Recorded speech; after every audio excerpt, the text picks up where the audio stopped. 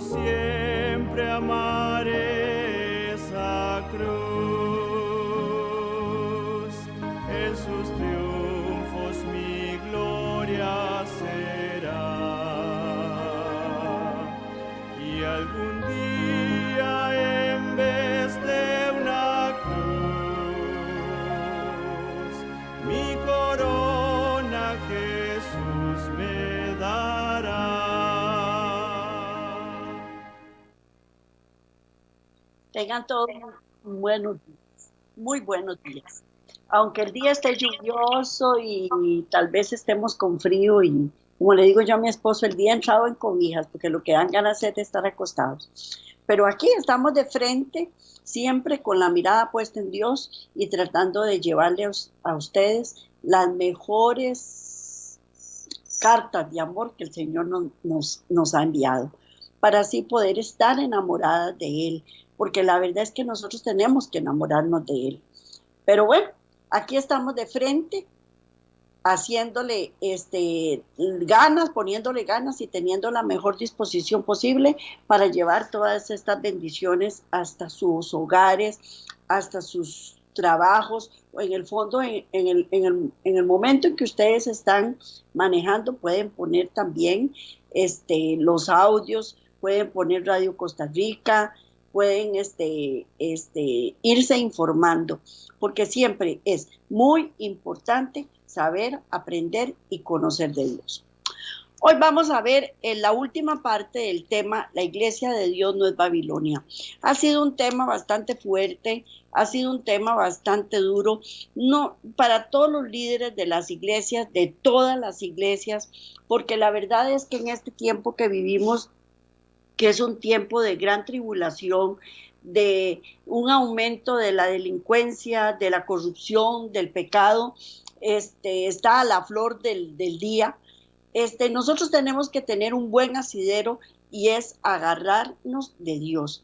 Pero las iglesias también no están exentas de esta corrupción, de toda esta corriente babilónica que se está dando en todas, absolutamente todas las iglesias. Y nosotros sabemos que Dios tiene un remanente y que el pueblo de Dios no es un Israel físico, sino es un Israel espiritual. Y el Israel espiritual son los que guardan los mandamientos de Dios y tienen el testimonio de Jesús. Son los que viven aferrados a su palabra, conociendo su palabra, escudriñando su palabra, porque su palabra es verdad.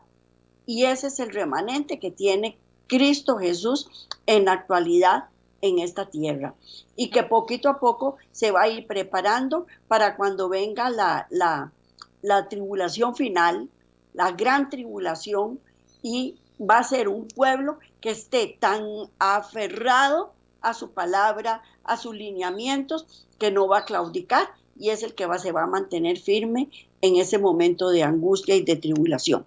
Pero nosotros entonces tenemos que irnos preparando, porque nosotros no sabemos si nos va a tocar, cuándo vamos a morir o si vamos a estar vivos en ese momento.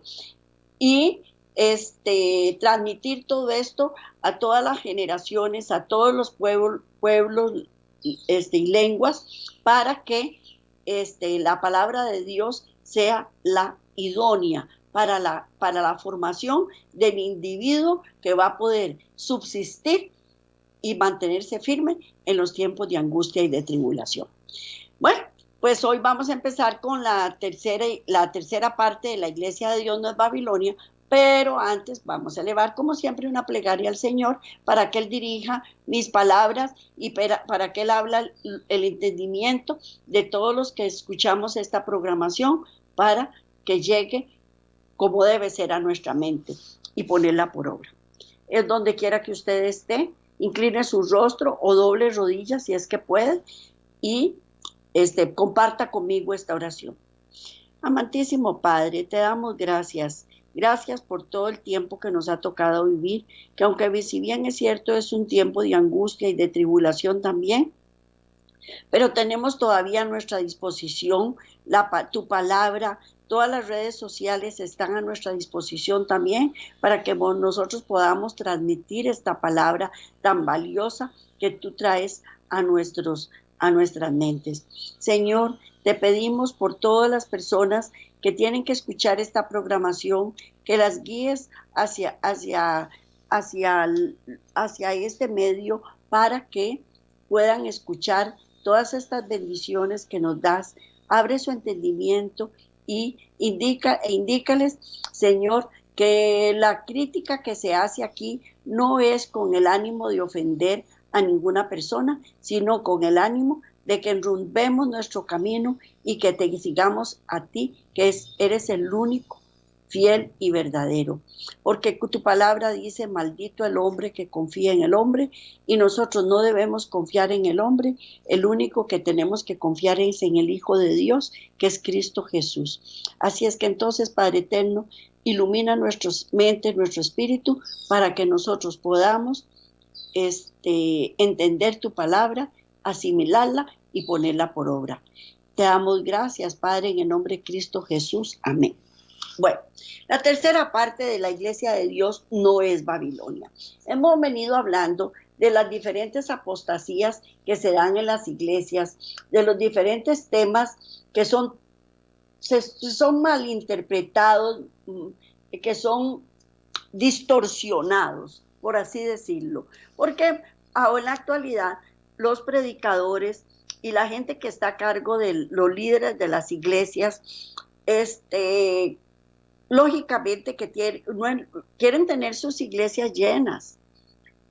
Porque recordemos a Juan el Bautista. Juan el Bautista, él estaba en el desierto, y en el desierto es estar solo.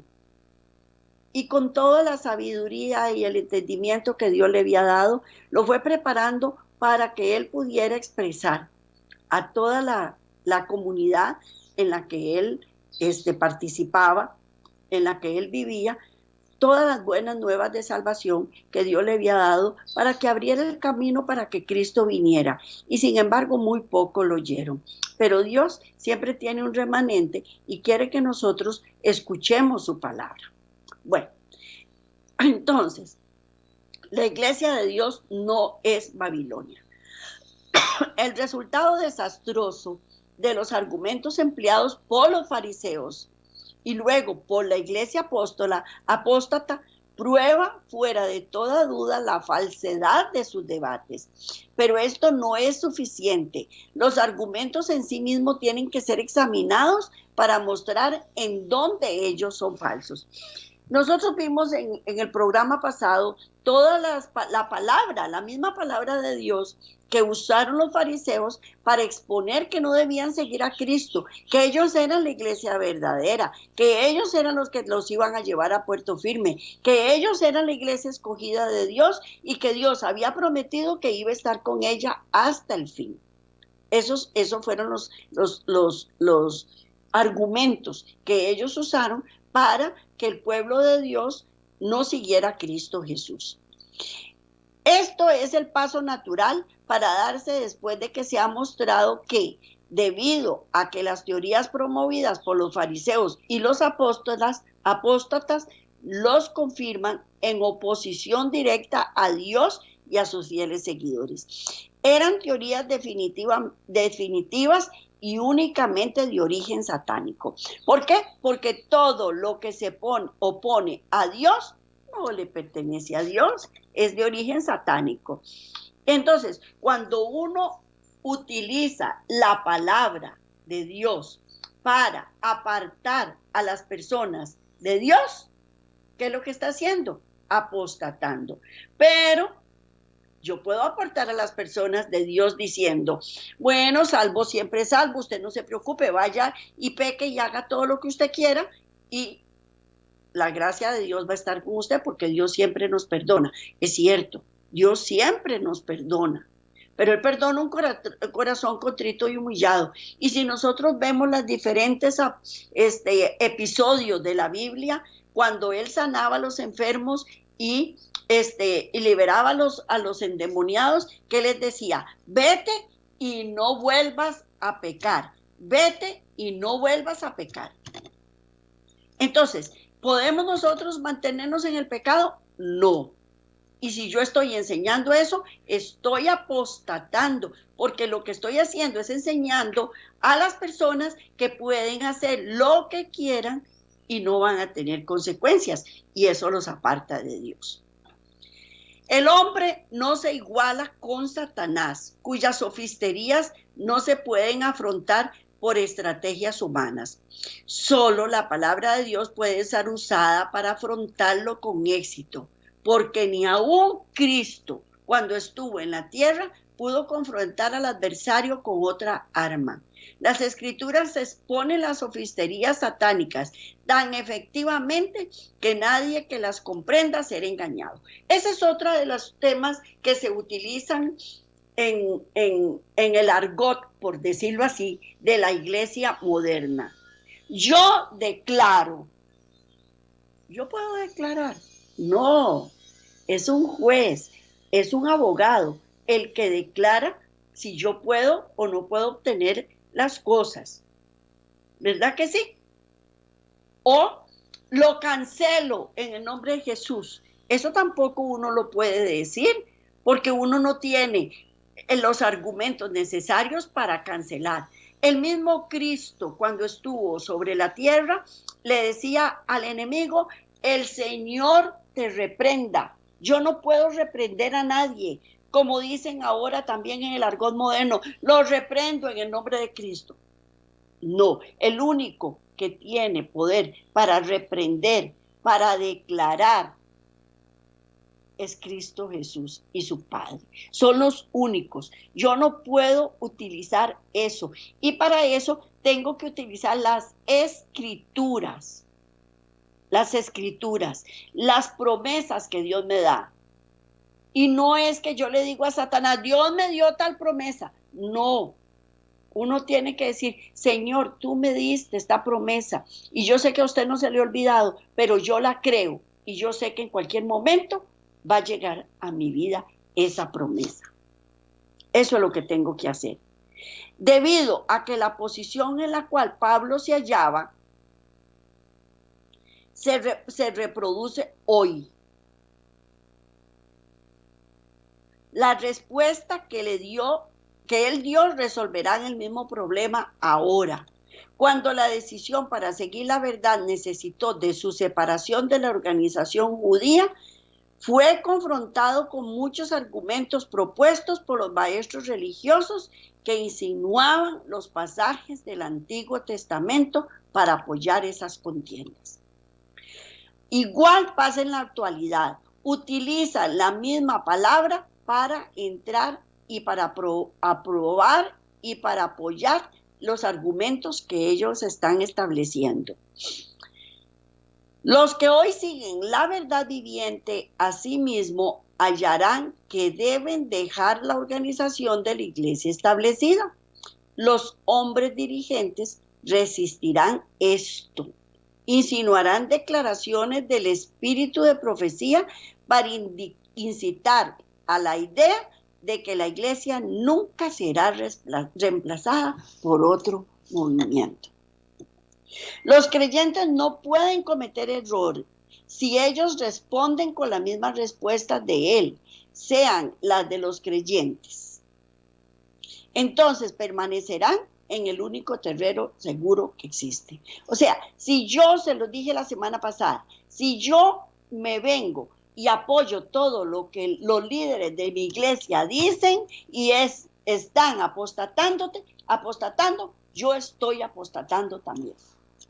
Y todo lo que vaya en contra del Dios y de su palabra o que niegue su palabra es apostasía. En los primeros 5 versículos de Romanos del capítulo 9, Pablo confirma su gran amor por los judíos y su firme convicción de que Dios los separó y les dio los tesoros del pacto eterno. Es cierto, eso es cierto. Él amaba a los judíos. Y él tenía la convicción de que su pueblo fue el que había recibido todos esos tesoros de pacto eterno. Con todo esto, no impidió su separación en la organización. A pesar de que él sabía que su pueblo había sido el elegido por Dios y que Dios le dio miles promesas, él tuvo que separarse de la organización y de invitar a otros que se unieran con él en esta acción. Y vamos a leer 2 Corintios 6, del 14 al 18. 2 Corintios 6, del 14 al 18. Dice: no os unáis en yugo desigual con los incrédulos, porque ¿qué compañerismo tiene la justicia con la injusticia? ¿Y qué comunión la luz con las tinieblas? ¿Y qué concordia Cristo con Belial? ¿O qué parte del creyente, qué parte del creyente, el creyente con el incrédulo? No podemos, no debemos. Sigo, versículos 16 y 17. ¿Y qué acuerdo hay entre el templo de Dios y los ídolos? Porque vosotros sois el templo del Dios viviente. Como Dios dijo: habitaré y andaré entre ellos, y seré su Dios, y ellos serán mi pueblo. Por lo cual, salid de en medio de ellos, y apartaos, dice el Señor, y no toquéis lo inmundo, y yo os recibiré. Y el versículo 18 dice: y seré para vosotros por padre, y vosotros me seréis hijos e hijas, dice el Señor. Pero que volvamos a los versículos 14 y 15. Dice: no os unáis en yugo desigual con los incrédulos. Bueno, entonces ustedes me dicen a mí: pero los judíos no eran incrédulos, ellos creían en Dios. Sí, claro que ellos creían en Dios. Ellos creían en Dios, pero estaban apostatando. Estaban haciendo cosas que no iban de acuerdo con el Señor. Estaban haciendo cosas que iban en contra de Dios. Estaban rechazando a su Hijo. Y no puede haber comunión. No puede haber comunión. Y por eso Pablo les dice en el versículo 17: salid de en medio de ellos y apartaos, dice el Señor, y no toquéis lo inmundo. ¿Y qué? Dice: y yo os recibiré. Yo os recibiré.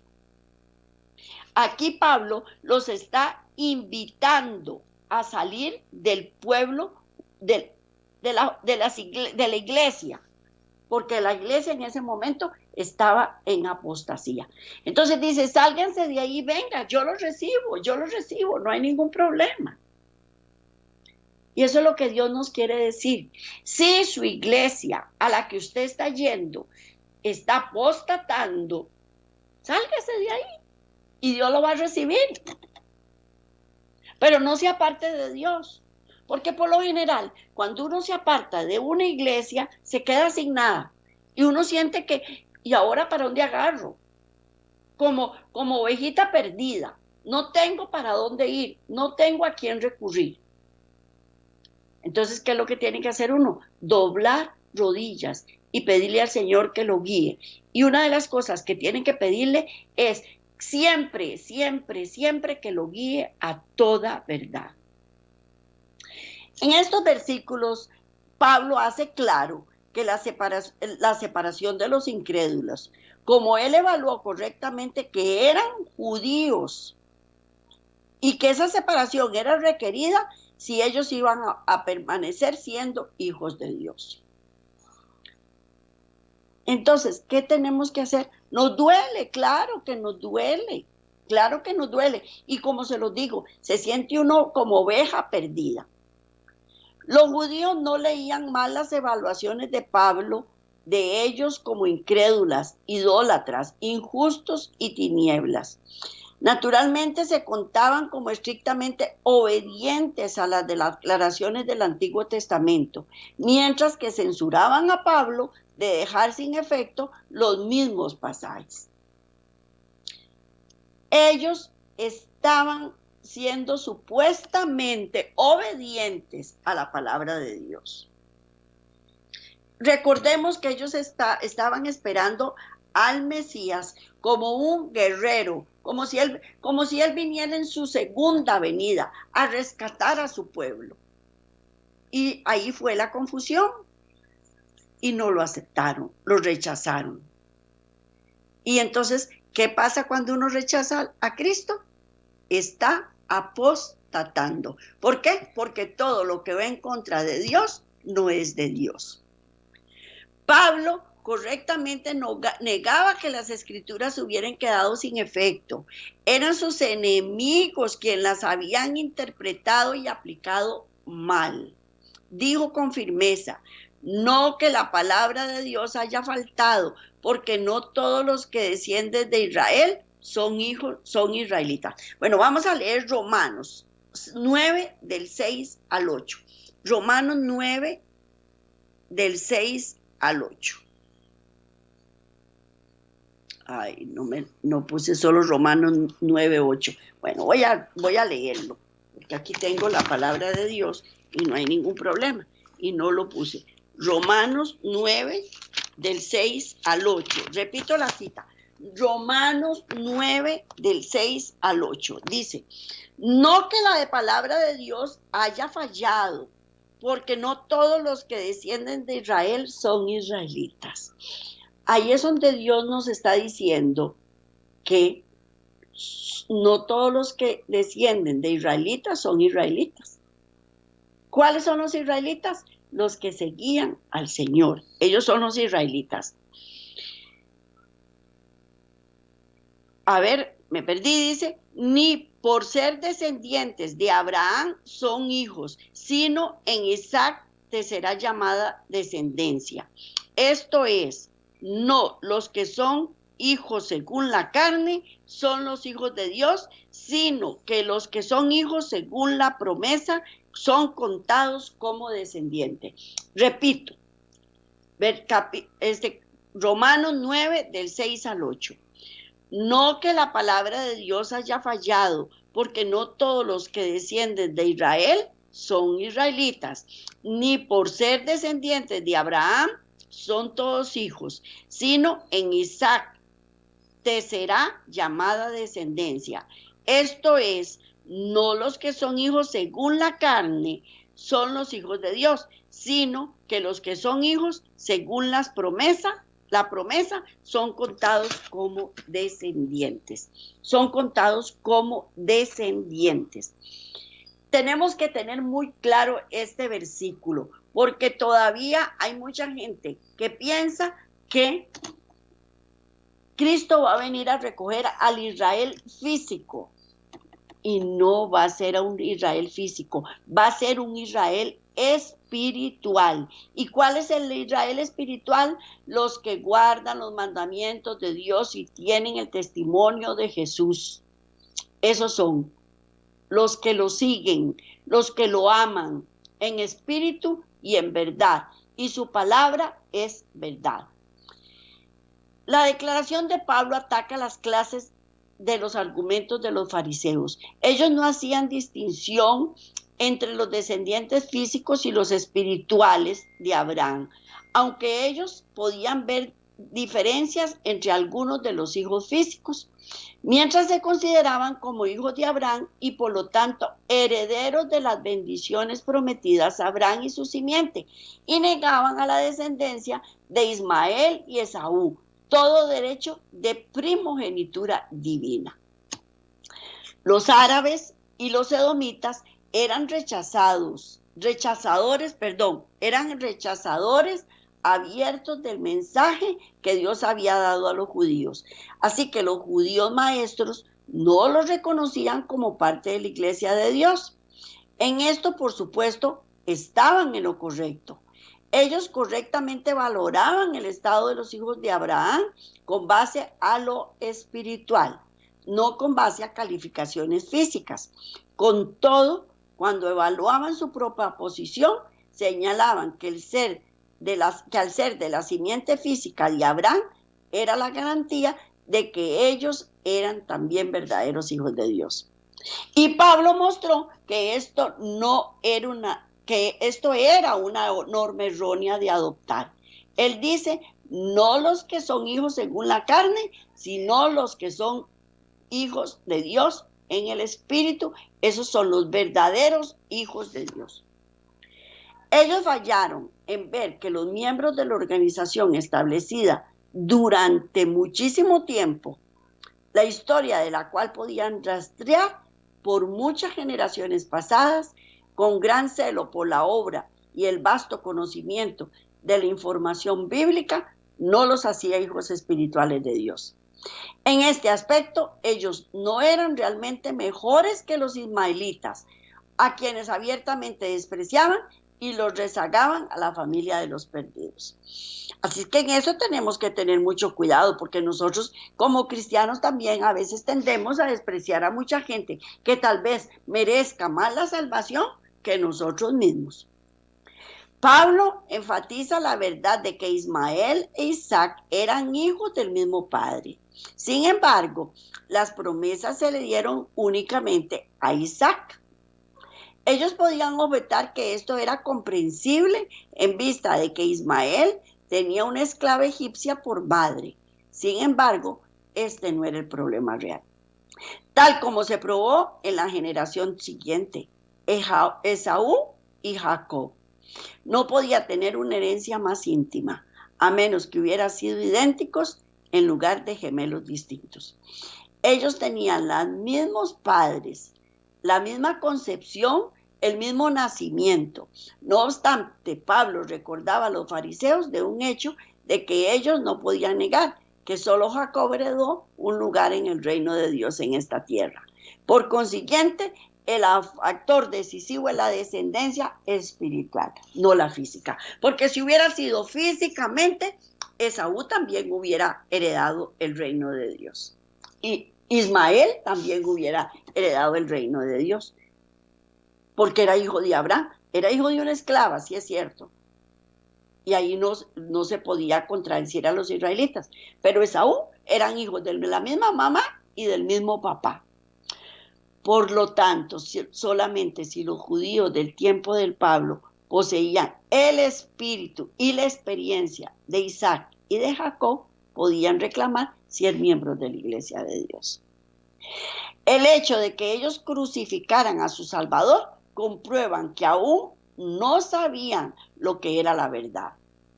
La experiencia de otros dos caracteres del Antiguo Testamento prueba que la descendencia física aún no es necesaria. Por ejemplo, vamos a poner otro ejemplo. Ellos son Rahab, la ramera de Jericó, y Ruth, la moabita. Ninguno de los dos podían reclamar descendencia física de Abraham. Ellas no eran de la descendencia de Abraham. Provenían de razas que eran grandemente despreciadas y odiadas por los israelitas, quienes a su turno las tenían en poca estima. No obstante, fueron aceptadas en la familia de Israel y realmente llegaron a ser madres en línea directa del Salvador. Así, en el sentido más completo, ellas eran hijas de Abraham espiritualmente. En el nacimiento de Cristo, todas las familias de la tierra serían benditas. Ellas fueron integradas en la economía de Israel, no como gentiles creyentes, sino como israelitas. Y Dios reconoció esto tan plenamente que la simiente santa fue traída a través de ellas. Entonces, no debemos estar confundidos. Es una simiente espiritual. Y si yo estoy en una iglesia que apostata y yo estoy apostatando, no soy de una simiente espiritual.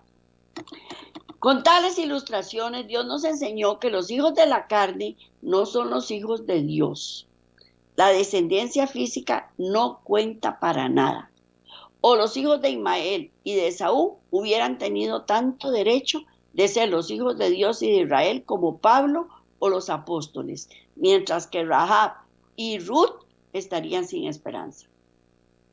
Y así podemos sacar un montón de ejemplos. Por ejemplo, Dan es hijo de Jacob y sin embargo, él también apostató. También podemos ver a Judas, que era un israelita de nacimiento y sin embargo también apostató. Pero entonces vamos a ver, ¿qué tenía Ruth y Rahab que los ismaelitas y los edomitas nunca tuvieron? Ellas tenían una conexión viva y espiritual con Dios. Por lo tanto, eran sus hijas y de este modo hijas de Abraham. Entonces llega a ser evidente que los únicos hijos que Dios reconoce como siendo de Abraham e Israel son los que tienen una experiencia viva en justicia y son fieles ¿a qué? A la verdad. Esto es importantísimo porque tenemos que ser fieles a la verdad. Fieles. Pero si nosotros estamos desechando parte de la verdad, estamos, como dice Mafalda, estamos fritos. Ninguno más puede reclamar ser hijo de Abraham, no importa lo que puede ser su posición y poder en el mundo. En toda época, Dios tiene su pueblo, en todas las épocas. Dios tiene su remanente, algunas veces extremadamente oculto y pequeño en número, pero siempre lo tiene. El mundo presente puede estar lleno de grandes organizaciones de las iglesias que por mucho tiempo han sido establecidas, reclamándose la verdadera iglesia como lo hicieron los judíos y las iglesias apóstatas hoy. Pero Dios no camina con esos cuerpos, a menos que ellos sean felices y verdaderos a los principios de su justicia. ¿Cuál es la condición? La condición no es que sea una iglesia grande, es que sean justos, que crean en su verdad, que sigan en verdad a Jesús. Puede ser una iglesia pequeña, pero también puede ser una iglesia grande. Yo no estoy diciendo que todas las iglesias grandes sean apóstatas. No, las iglesias no apóstatas son las que se mantienen en la verdad. Y su palabra es verdad, su espíritu es verdad, Cristo es verdad y el Padre es verdad. Ninguna de sus promesas es para estas organizaciones, ni fueron alguna vez destinadas a alguien que no camina con Dios. Es verdad, estas personas pueden decir que sus padres tuvieron las promesas, pero esa hora era únicamente porque los padres fueron fieles a Dios y a su verdad. Si mi mamá era una fiel creyente, eso no implica que yo sea escogida por Dios. ¿Qué es lo que tengo que hacer? Ser fiel. No me queda otra. La fidelidad de los padres no garantiza automáticamente que las promesas pasarán a los hijos. Los hijos fieles de Abraham e Isaac heredaron las promesas, mientras que los infieles no. Por lo tanto, antes de que los judíos en el tiempo de Pablo se atrevieran a reclamar las promesas de Isaías y de Jeremías, como citamos antes, ellos debieron primero haber determinado por examen su fidelidad. Si ellos eran en realidad los hijos de Abraham, si ellos eran Israel, si ellos eran Jerusalén. Primero tenían que examinar su fidelidad. Los judíos en los días de Cristo citaban las escrituras para probar quién es la iglesia, pero estas palabras nunca fueron destinadas para aplicarlos a una organización dada y por lo tanto esto los hizo la iglesia de Dios, no los hizo la iglesia de Dios ni los salvó. Yo puedo citar la Biblia desde Génesis hasta Apocalipsis, la puedo citar de memoria, pero si no la creo y no la practico, no soy hija de Dios. Únicamente cuando la asamblea de creyentes se halle caminando en la plena luz de la verdad presente, con una experiencia equivalente, puede los miembros reclamar ser el pueblo de Dios. No es suficiente señalar los logros del pasado o las evidentes bendiciones del Señor en el trabajo de los padres. Como prueba de que hoy sus hijos son la iglesia de Dios. No es suficiente tener la capacidad para señalar la prueba profética. Los judíos pudieron hacerlo también. No es suficiente cuando hay gran crecimiento y prosperidad demandar todo esto como el resultado de la bendición de Dios y por lo tanto probar que el Señor está todavía con ellos. Yo puedo tener mi iglesia llena, que no me quepa la gente. Es más, yo conozco iglesias que tenían que hacer hasta 4 y 5 cultos en un día. Y sin embargo, están apostatando. Ninguna iglesia es más próspera, más grande o poderosa que las iglesias actuales. Todas estas cosas pueden ser reclamadas por los que son los hijos de la carne. Ellos las tienen en virtud de la herencia física de sus padres, pero no los que son hijos según la carne, son los hijos de Dios. Y eso vamos a volver a leer Romanos 9:8. Esto es, no los que son hijos según la carne son los hijos de Dios, sino que los que son hijos según la promesa son contados como descendientes. Tenemos que tener demasiado cuidado. Uno puede tener todo lo mencionado antes sin ser un hijo de Dios o un verdadero miembro de su iglesia. Es conexión espiritual y fidelidad a la verdad de Dios lo que identifica a la verdadera iglesia.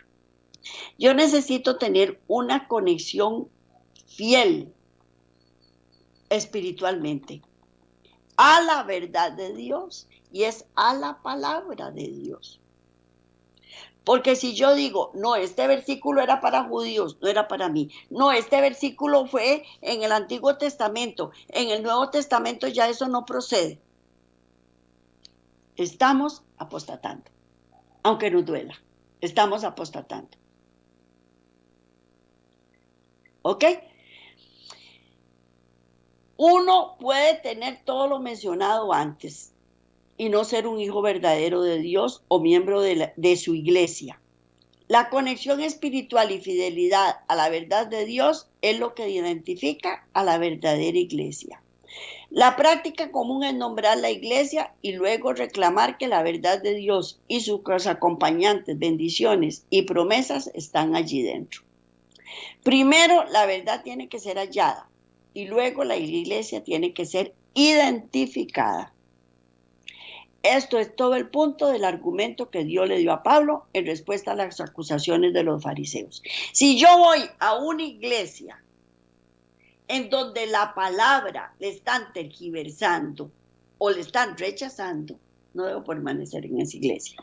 Primero yo tengo que recurrir a la palabra. ¿Y cómo hago? Estudiando. Si yo voy a una iglesia un sábado o un domingo también, porque hay iglesias que se congregan los domingos, desde el mismo momento en que yo estoy viendo que se están congregando un domingo y no un sábado, están apostatando. Porque la palabra de Dios dice que es el sábado, no hay otro. Entonces ya con solo eso ya no tengo que ir. Y si voy a una iglesia que se reúnen los sábados y rechazan la palabra de Dios en ciertas partes, tampoco debo estar ahí metido. Entonces es muy triste porque a veces nos quedamos sin nada. Y no nos debemos quedar sin nada, porque su palabra es verdad. Y es a esa palabra a la que tenemos que recurrir. El problema es identificar dónde está la iglesia en el punto dado en la historia. Es evidente que la verdadera iglesia tiene que ser hallada antes que apliquemos los pasajes y las citas que hablan de la perpetuidad eterna y el favor de Dios. Pero los argumentos de aquellos que se oponen a la separación, sea en los días de Pablo, sea en la Edad Media, o sea en el momento presente, no importa cuán desviada de la senda de justicia puede estar una iglesia, Ella es la iglesia. Y por lo tanto, todas las declaraciones escritas en la palabra con relación a la verdadera iglesia de Dios se aplican a ella y no a otro cuerpo. Yo tengo que relacionarla con la verdad. Eso es lo que tenemos que hacer. Este es el razonamiento. No permita ser engañado y desviado, porque los fariseos en el tiempo de Cristo perdieron su vida eterna a través del mismo razonamiento. No todo el que inicia el viaje por el sendero del reino permanece en él. De vez en cuando, algunos salen de él y caen en tinieblas para nunca más regresar. Solo hay dos clases de individuos: los fieles a Dios y los devoradores de un mundo oscuro y perverso. Estar entre los primeros o en un asunto de ser miembro de una organización específica requiere permanecer en el sendero y estar en la luz. Todos los demás están en tinieblas y no pueden ser reconocidos como los verdaderos hijos de Dios. Por consiguiente, ellos no son la iglesia de Dios tampoco. Los únicos que alcanzan y poseen el reino son los que permanecen en el sendero y en la luz de su palabra, en la luz de su palabra. Pero, ¿cuál pueblo está caminando fielmente en la luz que ha sido dada y tiene sus pies fielmente sobre el sendero? Cuando se halle una verdadera respuesta a esta pregunta, el tiempo habrá llegado para aplicar las muchas declaraciones en las Escrituras y en la profecía, asegurando que la verdadera iglesia nunca caerá, sino que marchará hasta el fin. Cuando yo encuentre una iglesia que verdaderamente cumpla con todos los requerimientos, esa es la verdadera iglesia de Dios. Pero desgraciadamente les digo, en el momento que estamos, son corruptas. Es un error investigar una organización que lleva cierto nombre, simplemente porque los verdaderos seguidores de Salvador llevaron ese mismo nombre en el pasado. Este es el principio de guía. Entonces, investigaremos la iglesia llamada Israel, puesto que era la organización original a la cual Dios llamó desde el comienzo. Pero hay muy pocos que buscan la verdadera relación espiritual con esta fuente, porque se sabe bien que los judíos hace mucho tiempo rechazaron sus últimas oportunidades de arrepentirse y han estado separados de Dios. El Señor nunca será habilitado para obrar por medio de ellos otra vez. Sería bueno si la razón para no unirse con la organización judía fuera fiel y totalmente seguida en escoger el movimiento con el cual uno permanecerá. No obstante, la gente depravada elegirá salir de un grupo por causa de su apostasía de la verdad, pero permanecerá con otro igualmente apóstata. Ellos aplicarán mal las declaraciones escritas acerca del verdadero pueblo de Dios, a los que llevan todavía el nombre, pero han retenido la verdad y los principios de la generación anterior.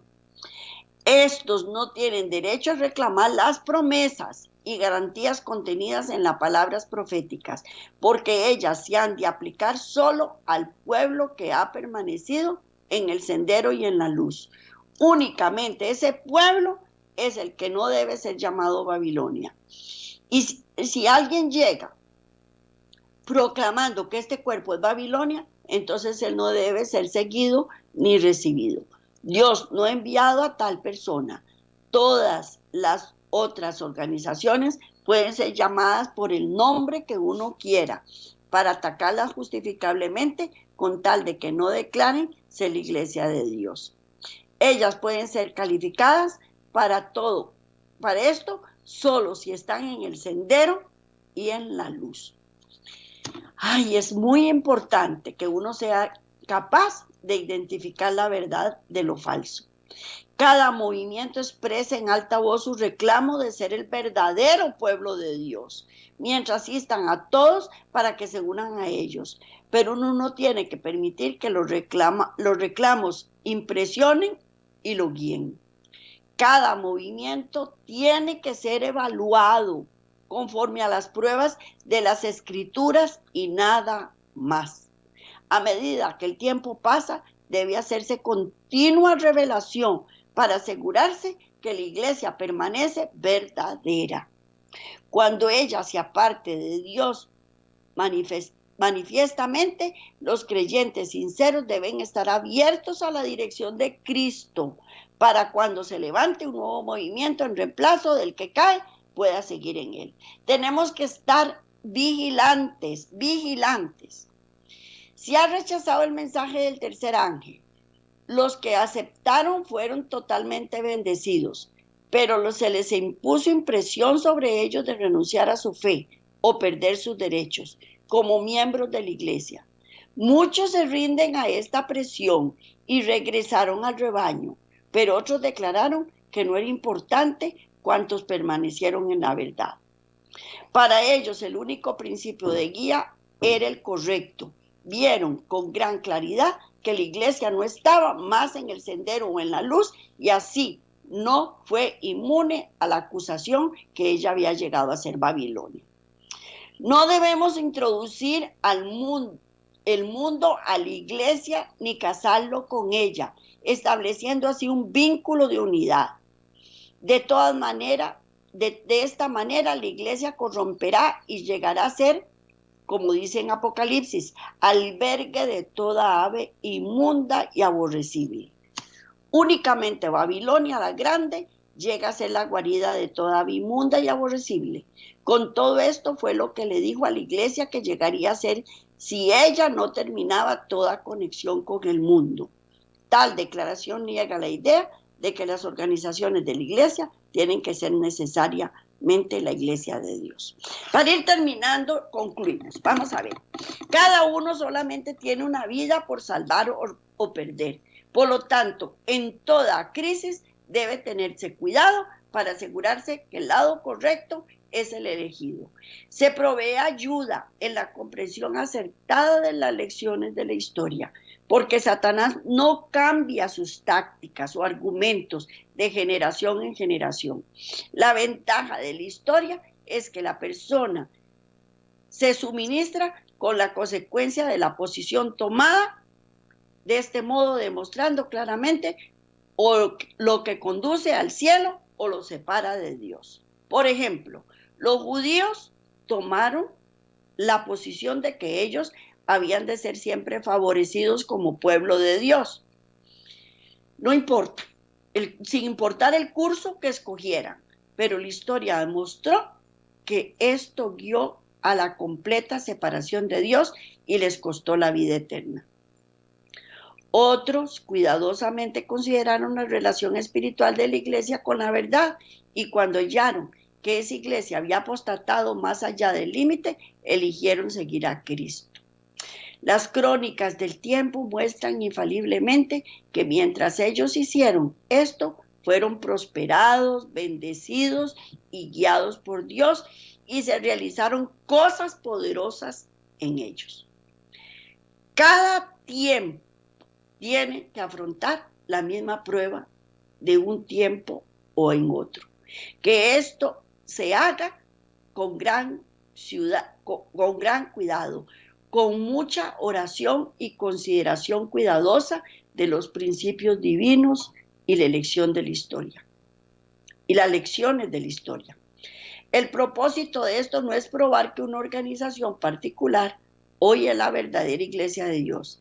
Está destinada a mostrar los peligros falaces residentes en una línea particular de argumento, removiendo así las objeciones dirigidas a nuestra posición presente de separación. Si como el resultado te hallas evaluando todo movimiento solamente basado en si está en el sendero y en la luz, entonces este estudio habrá logrado su propósito. Pero si se persiste aferrándose de la noción de una cierta organización de iglesia, porque una vez fue verdaderamente la iglesia de Dios, tiene que ser todavía, en virtud a su adhesión al mismo nombre, la verdadera iglesia de Dios, Entonces su comprensión no es mejor que la de los judíos y con infortunio se va a sufrir la misma separación de Dios que ellos experimentaron con su acompañante pérdida de la vida eterna. Ese es el alto precio que uno paga. Puede ser que hayas el pueblo que está hoy en el sendero y en la luz y sea contado entre los creyentes. Tenemos que tener demasiado cuidado, ya porque mi iglesia fue en un tiempo una gran iglesia, no quiere decir que sea la verdadera. Apostató y me tengo que salir de ella. Y así poder enmendar mi camino y llegar a ser verdadero hijo de Dios. Pero ¿cómo lo vamos a lograr?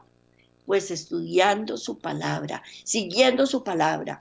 Y si una palabra dice que el sábado no se guarda porque ya ahora es el domingo, que mi iglesia fue la primera, la original, pero ahora apostató, que mi iglesia fue muy buena en determinado momento, pero ahora está en apostasía.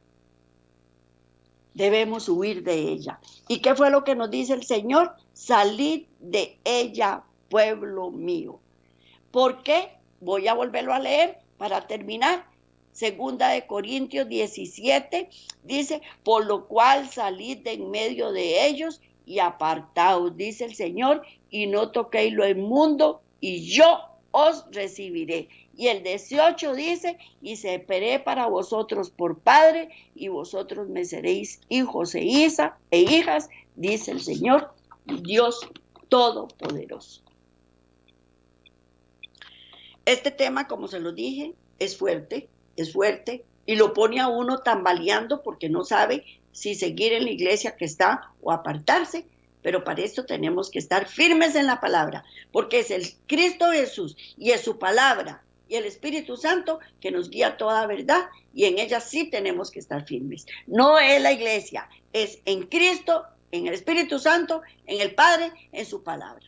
Ahí es donde tenemos que estar firmes. Esto era todo lo que les traía para hoy. Y este es el estudio de que la iglesia de Dios no es Babilonia. Nos vemos de hoy en 8, si Dios quiere, con un nuevo tema. Que Dios me los bendiga grandemente. Que su palabra, que esta palabra llegue hasta los confines de la tierra. Siempre le oro al Señor. Y que Dios me los bendiga y proteja y guarde.